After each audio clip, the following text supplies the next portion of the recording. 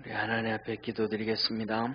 우리를 사랑하시는 참 좋으신 하나님 아버지, 하나님의 사랑을 언제나 기억하게 하시고 그 사랑 앞에 무릎 꿇게 하시고 주님께서 우리에게 말씀하신 것을 기억하여 주님께로 나갈 수 있는 축복의 성도들 되게 도와주옵소서. 믿음 안에서 승리하기를 원합니다. 하나님께 영광 돌리기를 원합니다. 오늘도 주님께서 이 시간 함께 하셔서 하나님의 말씀을 통하여 깨닫게 하시고 주님께로 가까이 가게 하시고 결심하며 다짐하며 주님 더욱더 잘 섬기며 살다가 주 앞에 주님께서 오라 하실 때 기쁨으로 주 앞에 설 수 있는 우리 축복의 성도들 되게 하옵소서. 구원하신 하나님 아버지, 이 시간에도 하나님 앞에 우리 이윤숙 권사님 11조와 선교원금 드립니다. 축복하여 주시고 은혜 베푸시고 성령 안에서 늘 간경케 하시고 믿음 흔들리지 않게 하시고 주님을 향하여 믿음이 다른 박질해 나갈 수 있는 축복의 성도 되게 하옵소서. 우리 유재한 집사님 늘 강건하게 하시고 허리를 치료하시고 길을 치료하여 주셔서 더욱더 주님께로 가까이 가며 예배드리며 섬기는데 힘들지 않도록 축복하옵소서. 예수님의 이름으로 기도드립니다. 아멘. 우리 하나님 말씀 같이 보겠습니다. 마태복음 26장 47절에서 56절까지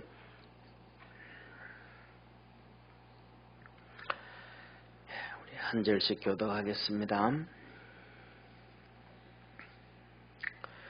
말씀하실 때에 12 중에 하나인 유다가 왔는데 대제사장들과 백성의 장로들에게서 파송된 큰 무리가 금과 몽치를 가지고 그와 함께 하였더라. 예수를 파는 자가 그들에게 군호를 짜 가로되 내가 입맞추는 자가 그이니 그를 잡으라 하였는지라. 곧 예수께 나와 랍비여 안녕하시옵니까 하고 입을 맞추니 예수께서 가라사대 친구여 내가 무엇을 하려고 왔는지 행하라 하신대 이에 저희가 나와 예수께 손을 베어 잡는지라.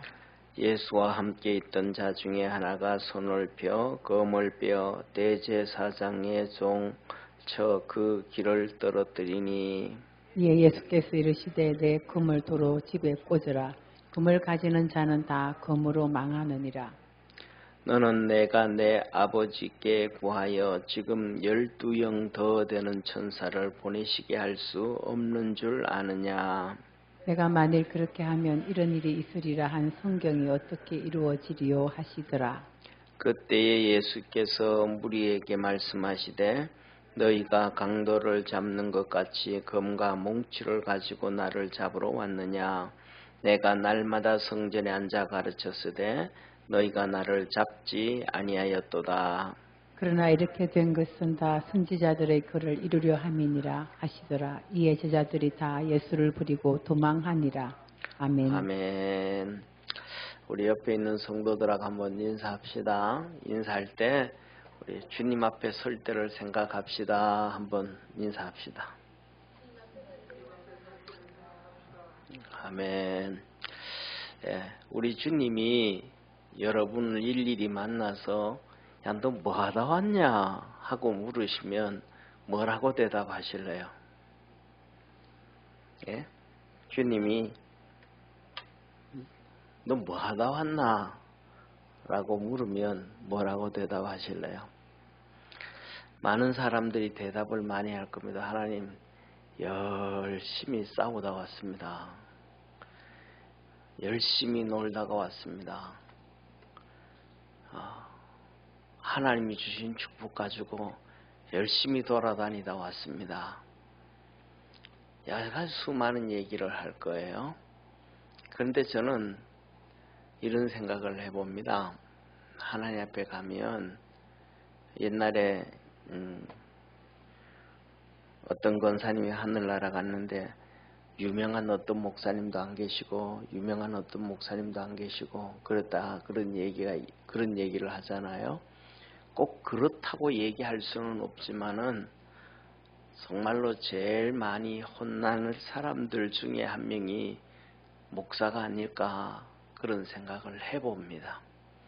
왜냐하면 성경대로 말씀을 안 전하는 것이 너무 많지 않는가 그런 생각을 해요.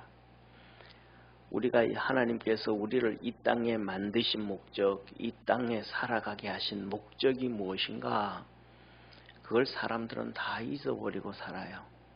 왜 잊어버리고 사냐 하면 그걸 설교해 주지 않으니까. 구약에서 하나님께서 천지를 창조하시고 여섯째 날까지 다 창조하시고 마지막에 이렇게 말씀합니다. 우리가 우리의 형상을 따라 모양으로 사람을 만들어서 그 사람으로 이 모든 것을 다스리게 하자. 죄가 없을 때는 다스리게 해주셨어요. 그리고 생육하고 번성하고 땅에 충만해라. 생육하고 번성하고 땅에 충만해서 하나님이 창조한 모든 것을 다 다스리라고 했습니다. 언제? 타락하기 전에는. 근데 타락한 이후에는 달라졌습니다. 뭐가 달라졌냐 하면 다스리라 그러신 것이 아니고 예수 그리스도를 증거하라 그랬습니다.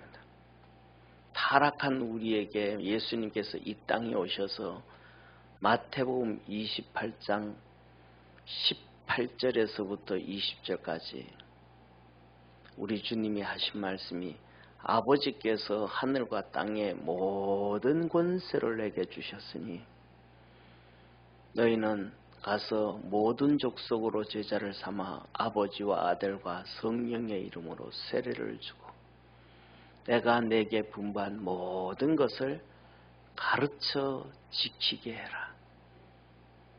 그런데 구약과 지금까지 똑같은 것이 하나 있는데 구약도 모세오경을부터 시작해서 하나님의 율법과 규례와 율례와 법도를 다 지켜 행하고 하나님 말씀을 지키라 그랬는데 선지자들이 그 열심히 했습니다. 그런데 그 열심히 했지만 듣는 사람은 아무도 없었습니다. 북이스라엘은 호세아가 그렇게 열심히 해도 아무도 말을 안 듣습니다. 남쪽에는 예레미야가 아무리 몸부림을 쳐도 아무도 안 듣습니다. 신약 성경에는 예수님이 오셔서 열심히 했지만 12제자까지 아무도 안 했습니다.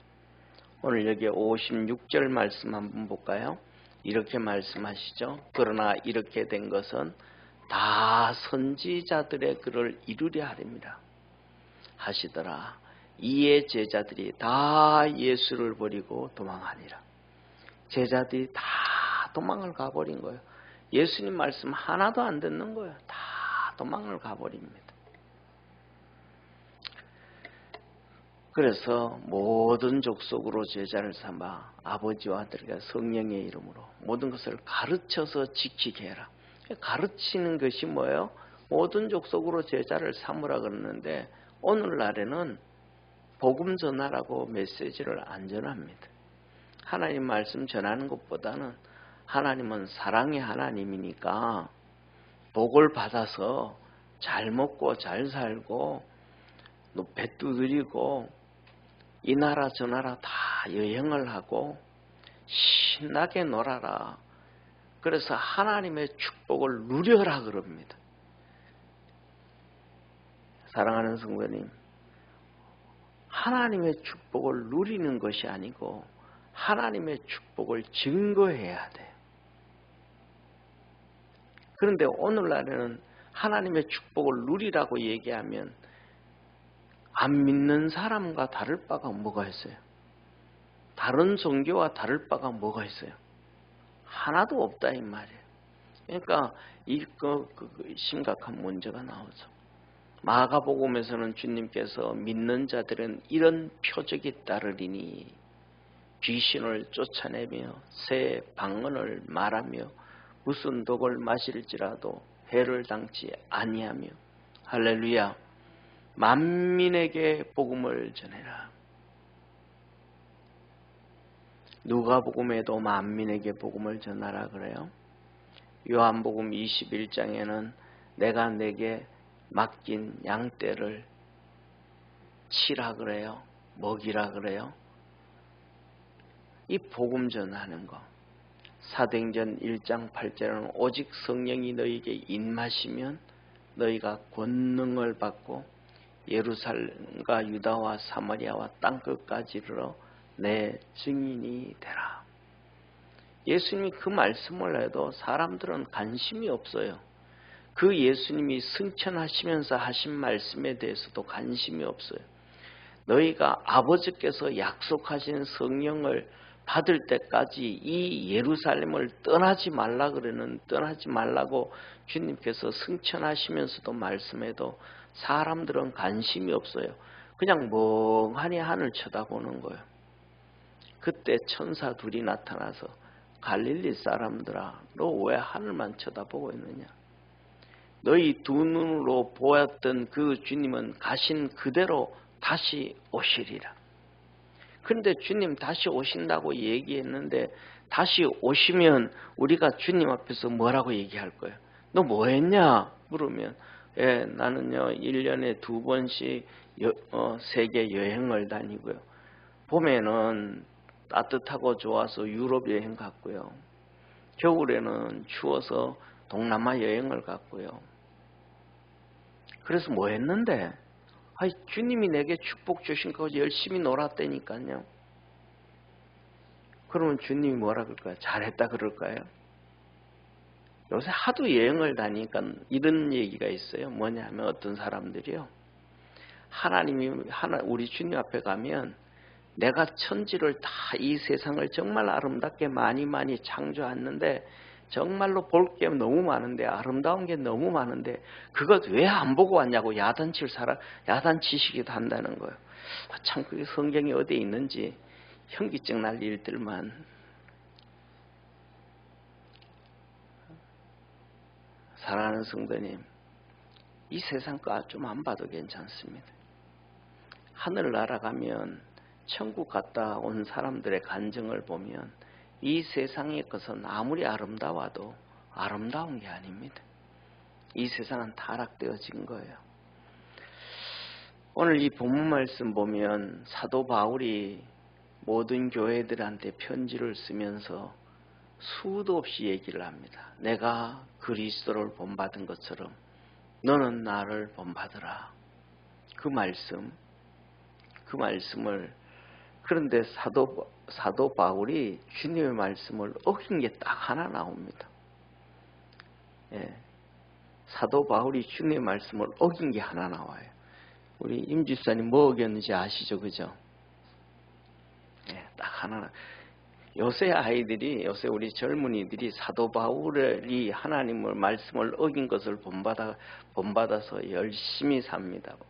그게 뭐냐면 창세기 1장에 생육하고 번성하고 땅에 충만하라 그랬는데 이제는 생육하고 번성하기 싫어서 결혼 안 합니다. 이제 애도 우리나라는 이제 우리나라 인구의 신혼 부부 출산율이 0.89명인가 그래요.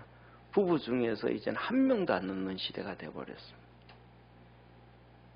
그러면서 우리나라 언론은 참 한심스러운 얘기 하잖아요.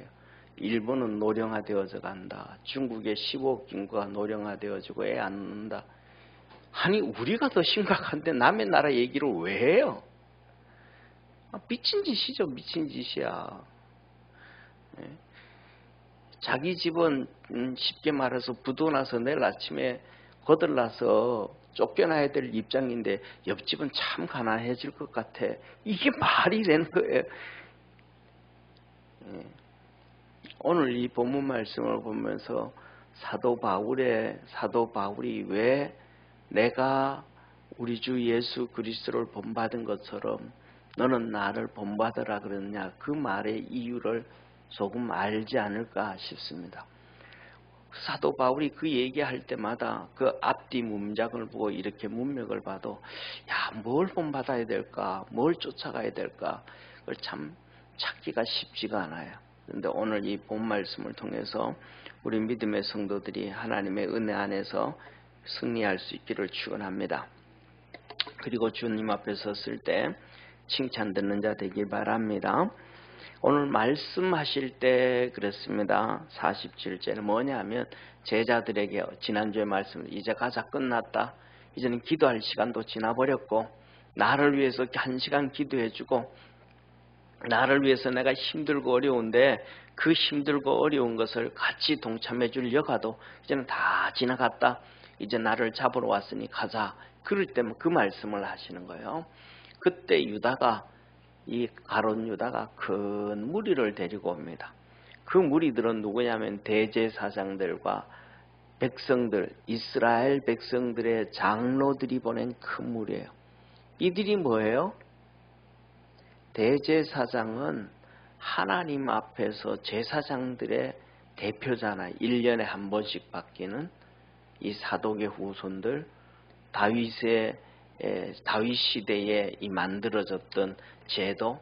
이 다윗은 정말 위대한 사람이죠. 정말 그는 정말로 뭐 그냥 위대하다고 얘기할 수 있는 사람을 넘어선 사람이죠. 그거를 통해서 하나님 앞에서 그는 구약 성경에 이 솔로몬 성전을 지을 때 하나님 앞에서 설계를 다 받아가지고 그 설계를 다 그려놓고 그래서 그 설계를 성경에서는 식양 그러면 식양 이게 설계도의 설계도 다윗이 설계도를 다 하나님 앞에 받아가지고 일일이 이거는 이렇게 하고 이렇게 해라 라고 말씀해 주셨고 성막을 지을 때는 모세가 하나님 앞에서 그 설계도를 다 받잖아요. 출애굽기에 나오잖아요. 그런데 그 출애굽기에 하나님의 설계도를 받을 때 그것을 이 바울이 똑같이 보는 거예요. 구약에 어마어마한 바울이 정말 대단한 사람이죠. 그때 이 바울이 그러잖아요. 시브리서에 뭐라 그래요? 하나님께서 하늘에 있는 성전을 바울에게 이 모세에게 다 보여주고 이거는 이 모양은 이렇게 해서 성막을 지어라. 이 말씀을 해주신단 말이에요. 그러면서 그것을 받고 그렇기 때문에 모세는 하나님의 성전에서 충성되의 충성을 다했더라. 그 모세가 성전에서 그렇게 충성되이 했던 것처럼 예수님도 그렇게 하나님 앞에 충성을 다했다 라고 얘기하죠. 성전에서 충성하는 게 얼마나 큰 축복인지 사람들은 너무너무 몰라요. 우리는 얘기를 하죠. 이 사무엘이 있잖아요. 사무엘이 하나님의 음성을 들을 수 있었던 것은 성전에서 충성을 다 한 거예요. 성전에서 고린도에 나오는 게바파, 바울파, 아볼로파 막 싸우다가 주의 음성을 듣는 게 아니고 젖될 때 엄마 품을 떠나가지고 그 성전에서 사는 거예요. 그때 성전에서 산다는 거는요 정말로 그거는 너무너무 쉽지가 않은 거예요. 요새처럼 이런 집이 성전이었어. 그때는 성막이에요. 성막은 바닥은 그냥 땅입니다. 그냥 바닥은 땅이에요. 그냥 엘리 제사장하고 그 성막 옆에 집에서 그때는 이제 텐트는 없어지고 이제 집이 있죠. 제사장들이 사는 집들이 있죠. 거기서 그냥 엘리 제사장하고 맨날 그냥 졸졸 따라다니면서 낮밤으로 하나님을 섬기고 사는 게 어린 사무엘입니다. 그러니까 하나님의 성전에서 낮밤으로 지낼 수 있다는 것은 하나님의 큰 은혜요, 축복입니다. 그래서 사무엘이 하나님의 음성을 듣습니다. 하나님의 음성을 듣는데 현몽 중에 음성을 듣는데 엘리 제사장의 소리인 줄 알고 하나님의 소리 모르니까 엘리 제사장에게 가죠. 그런데 오늘날에는 뭐냐면 교회가 직장이 돼서 버려가지고 그냥 몇 시가 되어지면 퇴근해야 되고 이게 형식이 다 돼져 버린 거예요. 그런데 이제 더 나아가서 아예 출퇴근도 안 하는 종들이 너무너무 많은 거예요.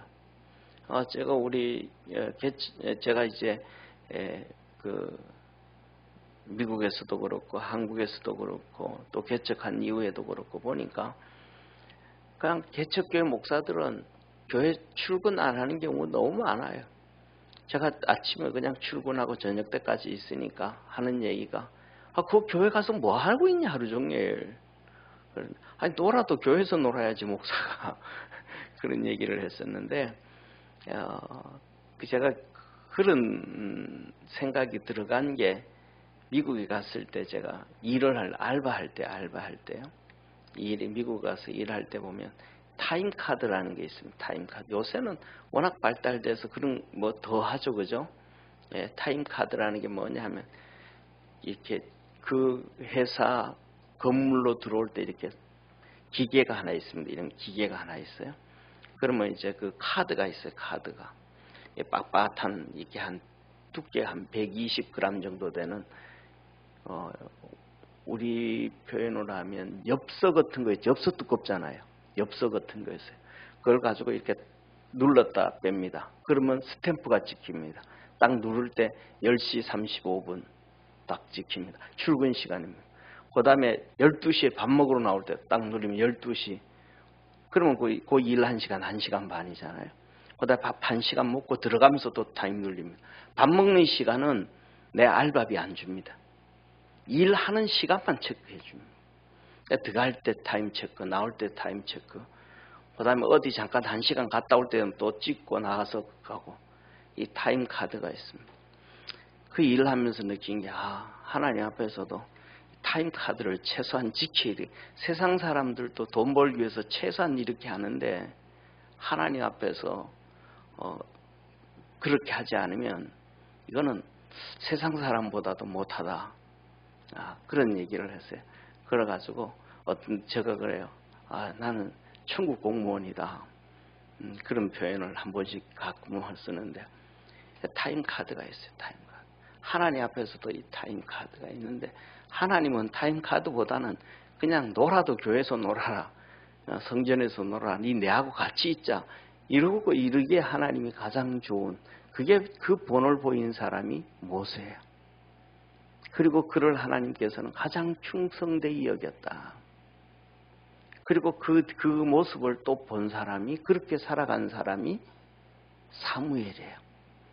사무엘. 그래서 오늘도 우리 이번 주에도 새벽 예배에 솔로몬의 1000번째 얘기하잖아요. 그러니까 솔로몬이 예루살렘에서 기브온 산당에 가잖아요. 기브온 산당. 그 기브온 산당을 뭐냐 하면 선지자 사무엘이라 그래요. 거기에 무덤이 있고 선지자 사무엘이 그 기브온 산당에서 이렇게 해서 그만큼 중요하고 커요. 그래서 항상 그렇게 사무엘이 그렇게 있었던 거예요. 그러니까 이 제사장들과 이 장로들, 이 제도가 다윗으로부터 시작이 되어졌는데 24장로, 24제사장 반열요. 24제사장 반열. 그러니까 쉽게 말하면 이런 거예요. 우리 교회를 이렇게 본다면 여기 의자들이 전부 다 제사장이라고 한다 그러면 이거 한 줄, A줄, B줄, C줄, D줄, 그 다음에 이렇게 F줄 이렇게 얘기할 수 있잖아요. 그러니까 이렇게 되었지만 이쪽에 이걸 이렇게 제사장들이 워낙 많으니까 이제 24줄로 만든 거예요.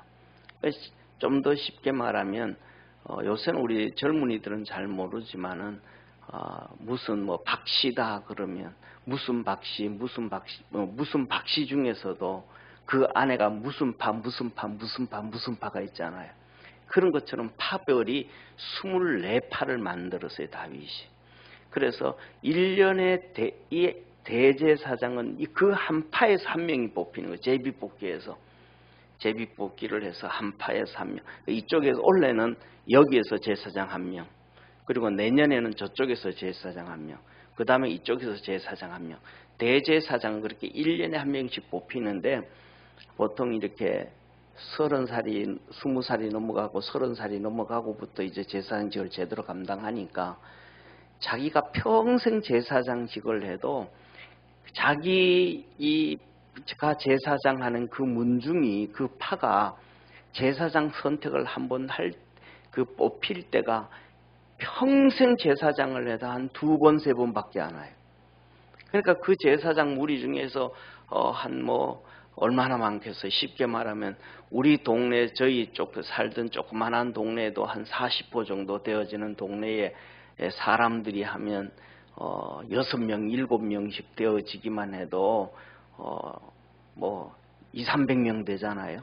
거기서 한 명이 제사장 되어진다 그러니까 제사장 되는 건 어마어마한 영광이죠. 몇백 명 중에서 한 번 뽑혀야 되니까 그 몇백 명 중에서 한 명 뽑힌다는 건 대단한 거잖아요. 그런데 이 제사장들이 예수님을 죽이는 데 사람들을 보내요. 이스라엘의 장로들이 예수님을 죽이는 데 사람들을 보내요. 항상 그랬습니다. 항상 구약 성경에서든 신약에서든 언제든지 보면 하나님의 종들은 항상 핍박과 박해를 받았습니다. 거의 대부분 안 받는 사람은 몇 명 없고, 신약 성경에서도 바울도 핍박받고 베드로도 전 감옥 들어가고 요한도 감옥 들어가고 전부 다 그들이 그냥 존경만 받았던 것은 거의 없습니다. 그 어려움과 환란이 있습니다. 그런데 그 환란과 어려움의 중심에 누가 있냐 하면 항상 믿음의 사람들, 하나님의 사람들이 있습니다. 예수님이 핍박받을 때도 제사장들, 예수님이 죽임을 당할 때도 이스라엘의 장로들, 바리새인들, 하나님 말씀 잘 안다고 잘 섬긴다 그러는 사람들.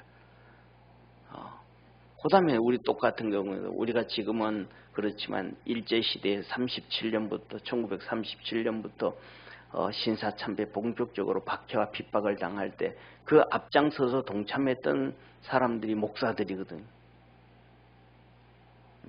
그러면서 전부 다 어렵게 당합니다. 우리가 그리스도 안에 살아가면서 믿음으로 잡고 정신 바짝 차리고 갈 수 있기를 주의 이름으로 축원합니다. 지금은 우리가 괜찮지만 점점 말세가 되어지면 핍박과 박해는 점점 심해진다고 하나님은 우리에게 친히 말씀해주고 계십니다.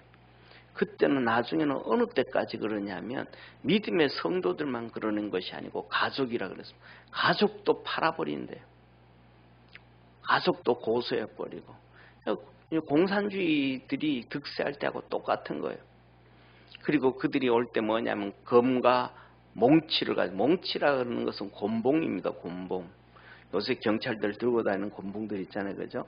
그 검과 곤봉을 가지고 왔다. 그리고 여기서 이렇게 얘기해요. 예수님을 파는 자, 유다잖아요. 그가 군호를 얘기해요. 군호라는 것은 뭐냐 하면 군인들의 암호예요. 군인들의 암호. 군대 가보면 암호 쓸 때 발자국 소리 나고 하면 그 누구냐 하면 서로 매일마다 암호가 바뀌잖아요. 그죠? 그 군인들이 주고받는 암호예요.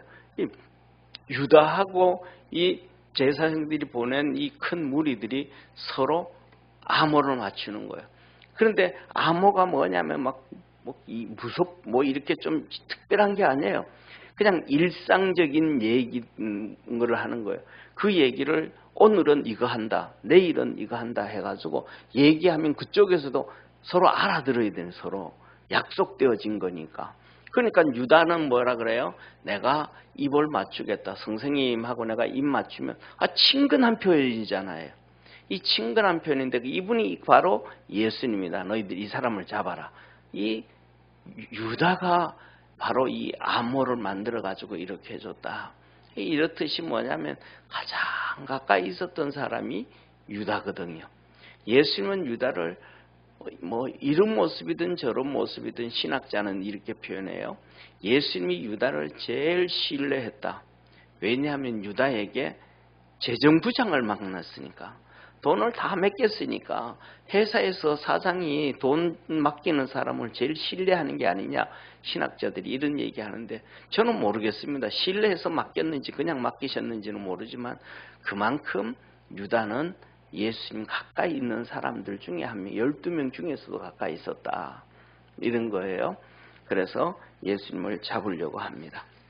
자, 그런데 이제 이 뒤에 보면 이렇게 얘기하죠. 오늘날도 똑같습니다. 오늘날도 우리가 살아가다 보면 교회를 핍박하고 박해하고 어려움을 주는 사람들은 항상 교회에 대해서 잘 아는 사람들, 예수님에 대해서 잘 아는 사람들, 뭐 그분을 그냥 욕하려고 하고 뭐 하려고 하는 것은 아니지만은 EBS에도 나오고 KBS에서 나와가지고 예수님을 제일 많이 욕하고 성경을 제일 많이 틀렸다고 하고 자기가 옳다고 얘기하는 돌 김용옥 씨 있잖아요.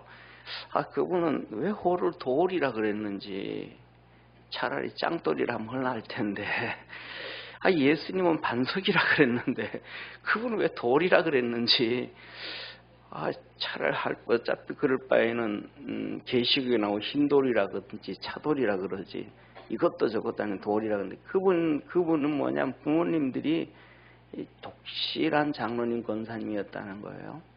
그분 형제들이 뭐 7분인가 계신데 전부 다 신앙생활 잘 하신대요.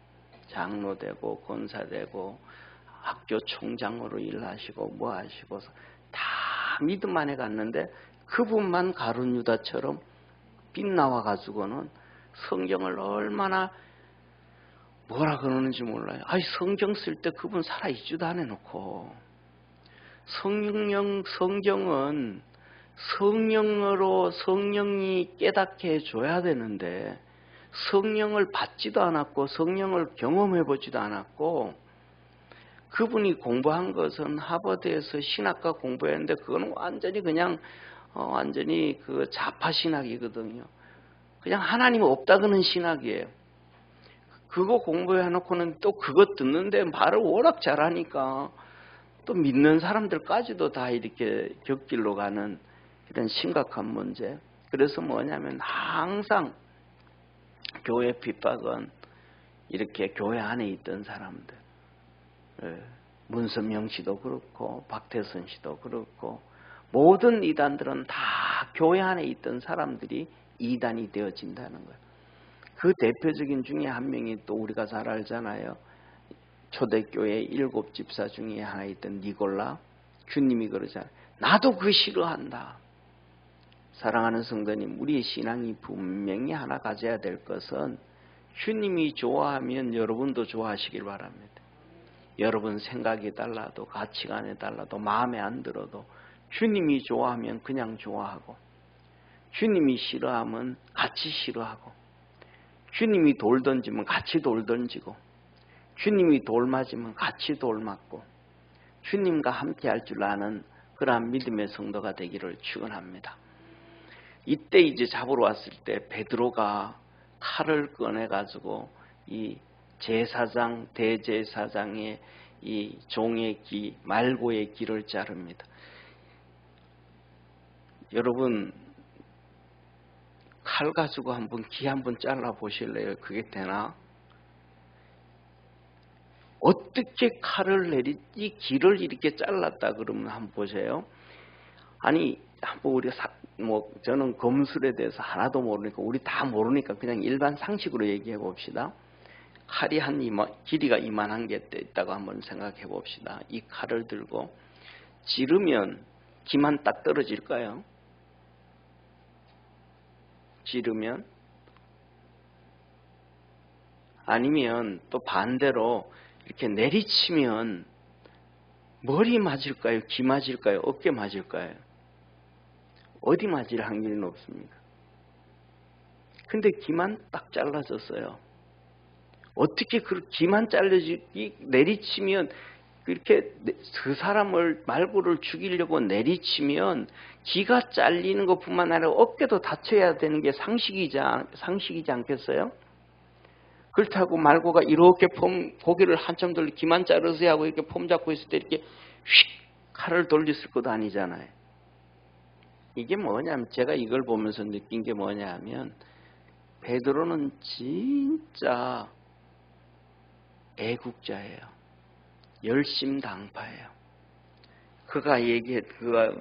제가 공부했던 것처럼 낮에는 고기 잡아서 돈을 모으고 저녁에는 이 낮이라든지 저녁에는 로마 관원들을 집에 초청해서 잔치를 베풀고 자기 신분을 속이고, 그 다음에는 이 자기가 번 돈을 이 열심당들한테, 쉽게 말하면 독립운동하는 사람들한테 자금대 줬다.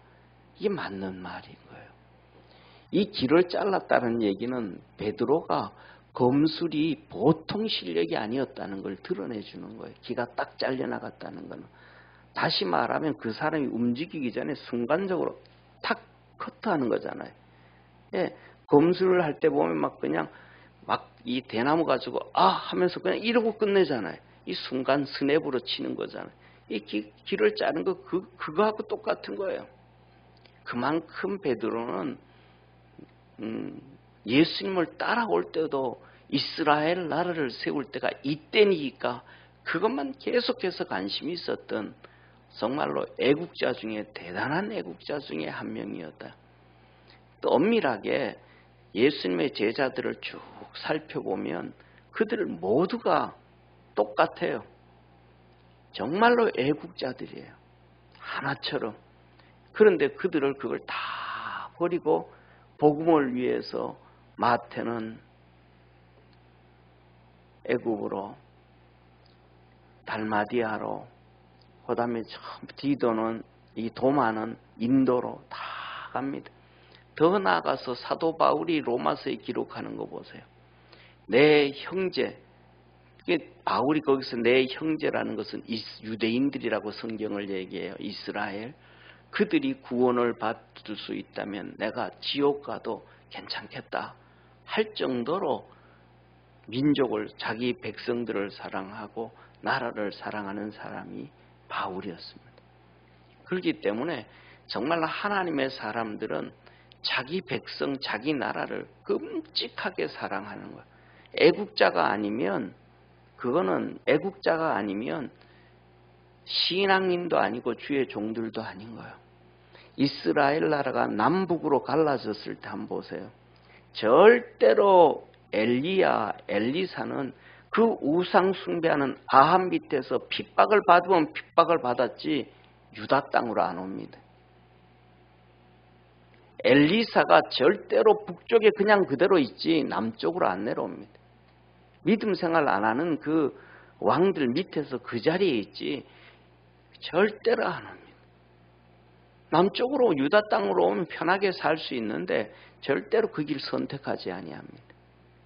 성경을 모르니까 그냥 전부 민족주의자가 되고 무슨주의자가 되고 뭐 이래, 전부 그거는 성경도 모르고 하나님도 모르는 거예요. 하나님의 뜻과 섭리도 모르는 거예요. 자, 그래서 뭐냐면 이 길을 떨어뜨립니다. 그때 주님께서 베드로에게 말합니다. 그 칼 집어넣어라. 너 이제 그 칼 버려야 되고 네가 새로운 칼 들어야 된다. 그래서 하나님께서는 에베소서에 하나님의 전신 갑주를 입으라. 성령의 검 곧 하나님의 말씀을 가져라. 할렐루야. 육신의 칼을 가진 자는 그걸로 다 망한다. 세상의 돈을 쫓아가는 사람 그걸로 다 망한다. 세상의 명예를 쫓아가는 사람 그걸로 다 망한다.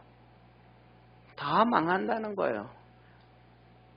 그래서 우리는 다시 하나님의 전신갑주를 입을 줄 아는, 구원의 투구를 쓸 줄 알고 의의 흉배를 붙일 줄 알고 진리의 허리띠를 신을 줄 알고 복음의 신을 신을 줄 알고 성령의 검 하나님의 말씀을 갖고 믿음의 방패를 잡고 갈 줄 아는 축복의 성도가 되어지기를 축원합니다. 우리 삶 속에는 구원의 투구를 쓰. 구원의 투구가 뭐예요? 이게 전부 다 예수 그리스도의 하나님의 말씀이에요. 우리가 낙심할 때 있고 힘들 때 있고 어려울 때 있고 절망할 때 있고 진짜 뭐냐면 세상 살맛 안 난다. 뭐 이렇게 세상에 낙이 뭐가 있겠어. 아무것도 없다. 수없이 그런 일들이 찾아올 때마다 하나님의 말씀으로 우리가 다시 우리 서를 다 잡아야지. 그렇지 아니하면 세상의 풍조에 그냥 휙 쓸려 내려가 버리고 넘어질 수밖에 없다는 것을 깨달으시기를 축원합니다. 그래서 베드로 보고 너 성령이 너 그거 좋게 이제는 너 그만쯤 그 칼을 연습했으면 됐어. 이제 너가 그 칼 연습을 그 칼을 써야 되는 것이 아니고 성령의 검 하나님의 말씀을 너가 받아서 그걸 사용해야 돼. 그래야 복음을 전할 수 있다고 주님께서 그것을 정리해 주시는 겁니다. 그러면서 주님이 이렇게 말씀합니다. 내가 이 녀석아 지금 하나님께 구해도 하나님은 12영이 더 되는 천사를 보내신다. 12영이 뭐냐면 우리는 보통 성경을 모르면 12영 하면 보통 이렇게 12천사를 얘기해요. 이 12천사가 아니고 이 성령 여기서 나오는 영이라는 얘기는 군대 용어예요. 지금 사람들이 군인들이 왔잖아요. 군인들이 많이 왔어요. 검과 몽치를 들고 가지고 다 왔어요. 그래서 여기서는 영이라는 이게 군대 용어예요. 군대 용어. 우리나라는 4단 정도 되어지면 한 3,000명에서부터 시작해서 한 3만 명 이렇게 들쑥날쑥해요. 그런데 이 영은 이 로마의 군대 용어인데 6,000명 전후되는 게 한 영이에요. 한 영 6,000명 정도. 그러니까 12영 더 된다 그러면 7만 2천 명, 7만 명에서 8만 명 정도 되어지는 천사들이라는 거예요. 여기서 중요한 것은 기가 막힌 사실은 하나를 우리가 지난주와 연결시켜서 봐야 돼요. 지금 예수님은 십자가를 지러 가기 위해서 십자가에 매달리기 위해서 마지막 관문인 잡히시는 모습이란 말이에요. 이 마지막 잡히시는데도 주님이 하시는 말씀이 내가 지금 기도만 하면 하나님은 천사를 보내서 이들을 다 죽인다. 애굽의 장자들을 다 정리를 했던 것처럼 하나님은 오늘도 얼마든지 그 일을 할 수 있는데 내가 하나님의 뜻을 이루기 위해서 그래서 이어서 말하잖아요. 내가 그렇게 천사들을 기도해서 천사들이 오게 되어지면 성경이 이루어지지 않지 않느냐. 하나님께서 구약의 선지자들을 통해서 기록해 놓으신 그 성경이 안 이루어지지 않냐. 안 이루어지면 하나님 말씀이 그냥 무시되어져 버리는 것인데 그게 그럴 수는 없지 않냐. 하나님은 예수님과 하나님 관계는 어떤 관계냐 하면 하나님의 말씀이 무시되어져도 하나님이 무시를 당해져도 예수님이 기도하면 다 들어주시는 분이다. 그걸 예수님은 너무너무 잘 알기 때문에 겟세마네 기도에서도 그렇게 하죠. 하나님 이것 말고 다른 길이 있을 수 있으면 이 잔을 내게서 옮겨 주시옵소서. 그러나 내 뜻대로 마시고 아버지 뜻대로 하옵소서. 중요한 것은 옮겨달라는 게 문제가 아니고 아버지의 뜻을 이루라는 것이 예수님의 핵심적인 기도거든요. 오늘도 여기서도 얘기한 얘기가 나는 이 땅에서 어떤 핍박과 환난과 십자가를 지고 고난을 당하고 어려움을 당해도 하나님께서 그의 종들 선지자들을 통하여 말씀하시고 그 선지자를 통하여 기록해 놓은 성경이 이루어져야 된다. 그 예수님이거든요. 그럼 저와 여러분도 우리도 이 땅에 왔을 때 우리를 이 땅에 보낼 때에 하나님의 뜻이 있다는 거예요. 그 뜻이 이루어지기 위해서는 우리도 똑같은 고난의 길을 가야 돼요. 하나님의 십자가를 이루어가고 하나님의 뜻을 이루어가는데 십자가가 없는 건 세상에 아무것도 없습니다. 어려움 없이 하나님의 뜻을 이룰 수 있는 건 세상에 아무것도 없습니다. 왜냐하면 첫째는 우리가 죄인이고 두 번째로는 사단 마귀가 공중권세 잡고 있기 때문이라는 것을 기억하기를 바랍니다. 그리고 우리는 그 고난의 길을 가야 하나님 앞에서 상을 받게 되어진다는 거예요. 그래서 베드로가 그 고난의 길을 다 걸어갔기 때문에 그 베드로서에서 핵심적인 두 가지를 말씀합니다. 목자장이 나타나실 때에 썩지 아니하는 영광의 면류관을 주시리라. 아멘. 그럼 고난을 안 당한 길은 안 당하고는 안 되는 거예요. 그 길을 가야 되는 거예요. 예. 그냥 룰루랄라 해가지고 뭐 상을 받는다 그러면야 얼마나 좋겠습니까? 그 길은 절대로 아니거든요. 사람들이 전부 다 보석을 다 좋아하잖아요. 최소한 제일 싼 보석이 진주잖아요. 이 조개 속에 있는 진주잖아요. 그거는 그냥 조개가 그냥 벌렁벌렁하다가 이 티겁지가 하나 들어가가지고 그 보드라운 살결이 시신되고 아프니까 그 아픔을 없애기 위해서 계속 진액을 수만 번을 이렇게 만들어가지고 나온 게 진주잖아요. 우리는 요새는 워낙 뭐 기술이 좋아가지고 유리를 만들지만 옛날에는 유리가 진짜 이 돌멩이가 땅 속에서 200도 이상 오래 있어가지고 돌멩이가 유리가 되잖아요. 그래서 이 유리를 가지고 제일 처음에는 독일의 라이카 카메라가 렌즈를 만들었잖아요. 무거운 렌즈.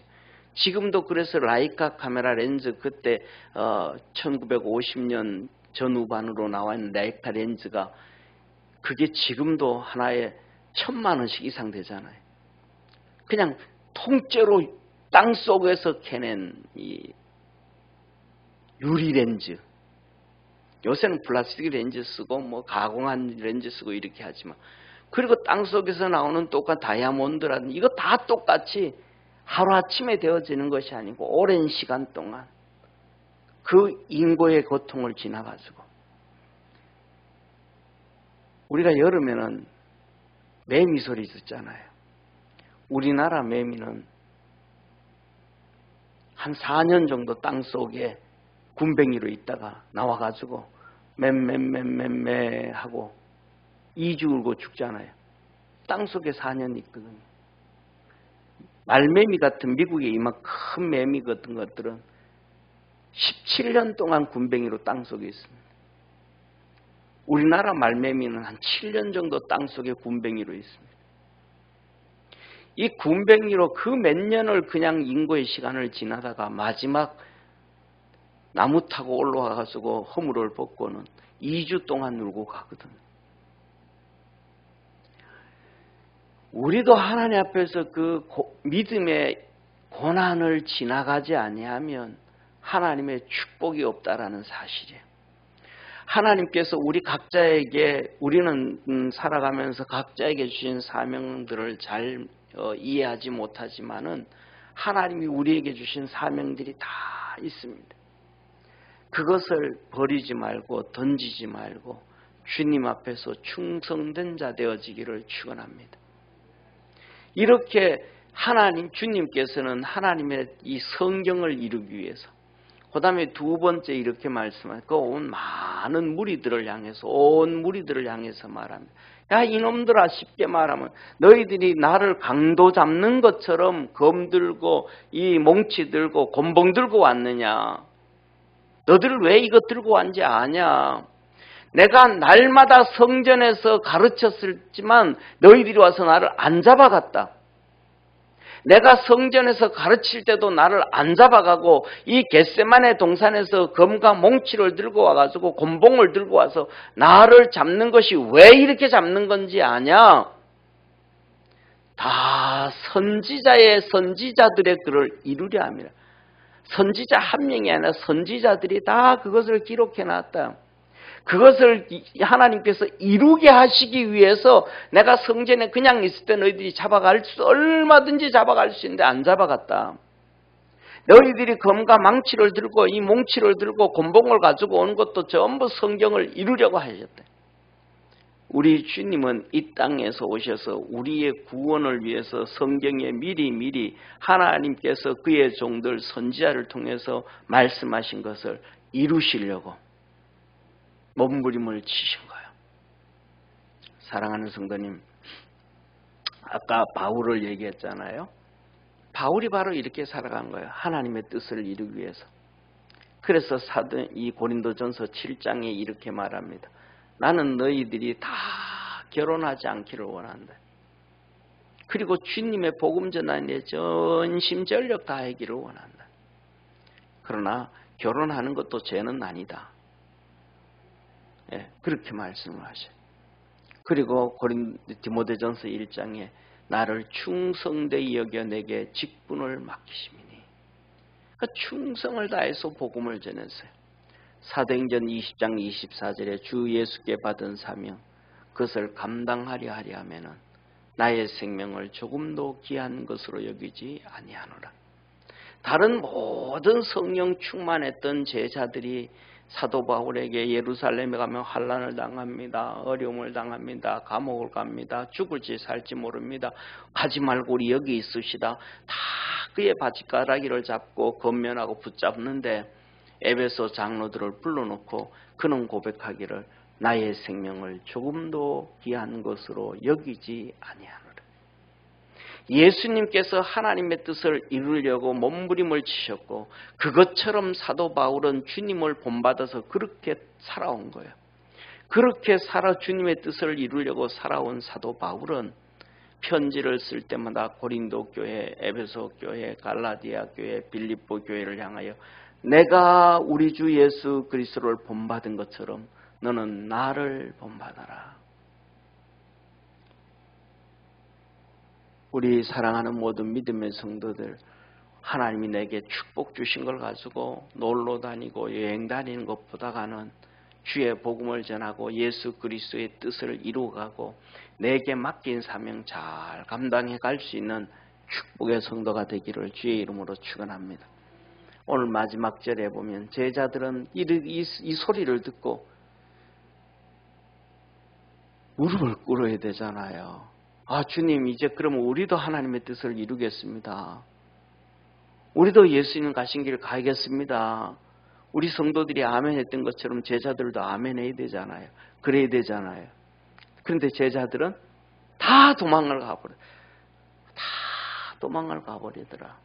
저는 이때 이런 생각을 해요. 예수님이 얼마나 쓸쓸했을까?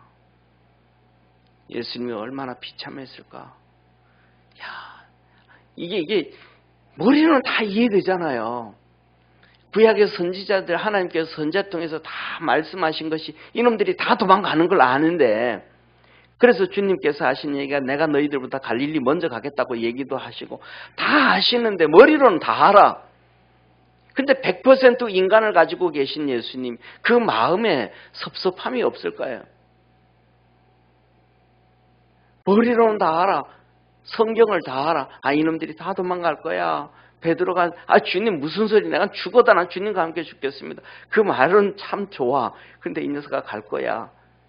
그 말소리를 들을 때는 감정이잖아요. 그 얼마나 위로가 됐겠어요. 그래도 말이라도 해주니까 말이라도. 세상 사람들은 말로 천냥빚을 갚는다 그러는데 얼마나 위로가 됐어요. 그런데 가버렸어요. 그때는 예수님 얼마나 또 힘들겠어요. 섭섭하실 거예요. 그런데 예수님이 재판을 받을 때 이 바로 여기 있는 대제사장들의 이 사람들과 이 백성들의 장로 바리새인들 사람들이 그 군중들 속에 사람들 자기들이 돈 줘갖고 막 심어놓습니다. 돈 줘가지고.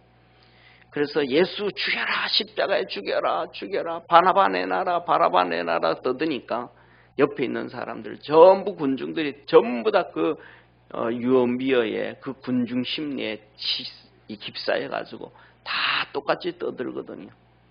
근데 그 옆에서 소리 한 명이 좀 나와서 소리 지르면 얼마나 좋겠어요.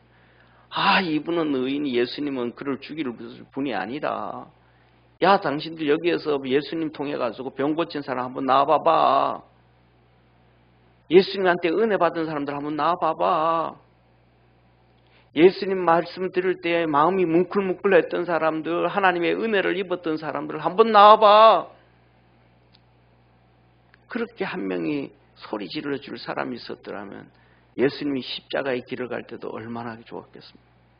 그런 사람은 없어요. 그런 사람들 우리가 살아가면서도 그런 사람들은 거의 1000명에 1명, 10,000명에 1명 만날 수가 없어요. 그냥 그 위기에 다 짓눌려서 예수님이 십자가 지고 골고다 올라갈 때 힘없던 여인들만 눈물 뚝 뚫리면서 따라가고 20살밖에 안 된 마가가 잠자다가 혼입을 둔치고 가다가 잡힐만 하니까 혼입을 던져버리고 벌거벗은 몸으로 도망가버리고 20살밖에 안 된 예수님의 제자 요한만이 같이 줄렁들렁 어리니까 십자가까지 가는 거예요. 그래서 그 얼마나 이쁘겠어요. 요한이가 얼마나 이쁘겠어요. 십자가에서 마지막으로 주님 말씀합니다. 요한아 너 어머니니라. 마리아를 보고 말합니다. 여인이여 당신 아들입니다. 요한이를 보고 신앙의 아들이라. 그런데 그때부터 성경은 이렇게 말합니다. 그때부터 마리아가 요한의 집에 거하니라. 자기에게도 요셉도 있고 시몬도 있고 유다도 있고 야고보도 있는데 딸들도 있는데 자기 자녀들의 집에 안 가고 요한의 집에 머물렀다. 그 모습을 보면서 예수님 마음으로 인간적인 표현이지만 그래 너를 통해서 내가 성경을 다 써야 되겠다. 계시록까지 기록을 완성해야 되겠다. 이런 마음도 안 드시겠어요? 우리가 주님 앞에서 그 힘든 길, 어려운 길, 십자가의 길 걸어갈 수 있는 축복의 성도가 되기를 축원합니다. 예수님이 잡힐 때 제자들은 다 버리지만 우리는 세상 바라보지 말고 사람 바라보지 말고 주님만 바라보면서 한 걸음 한 걸음 걸어가서 우리가 찬송하는 것처럼 최후의 대승리는 내 것이란다 했던 우리 선조들의 찬양들처럼 내가 승리했다, 이겼다 고백할 수 있는, 그리고 주님께서 십자가에서 마지막에 말씀하신 그것처럼 내가 다 이루었다, 최후의 승리는 내 것이란다. 그 노래가 주님의 십자가 가상칠언의 마지막 아니겠습니까? 우리 성도들에게도 그 하나님의 은혜와 축복이 있기를 축원합니다. 기도하겠습니다. 전능하신 하나님 아버지, 우리 주님은 십자가의 길에 잡혀가면서 얼마나 열받았겠습니까? 내가 만든 이 인간들, 이들이 나를 죽이려고 검과 망치를 들고 옵니다. 그냥 한순간 쓸어버리고 불벼락을 내려도 시원치 않을 그 인간들. 그런데 그 화나고 원통하고 그 상황 가운데서도 하나님께서 말씀하신 주의 종들을 통해서 말씀하신 선지자의 글, 성경을 이루어야 되고 선지자의 한 말들을 이루어야 되기 때문에 그 길을 묵묵히 걸어갑니다. 우리에게 주어진 하나님의 뜻을 묵묵히 잘 이루어갈 줄 아는, 행할 줄 아는 우리 축복의 성도들 되게 도와주옵소서. 그것을 행할 수 있도록 우리 주님 함께하여 주시고 성령을 부어주시고 깨닫는 마음 주옵시고 결단나는 마음 주옵시고 기도의 능을 얻게 하옵소서. 예수님의 이름으로 축복하며 기도드립니다. 아멘.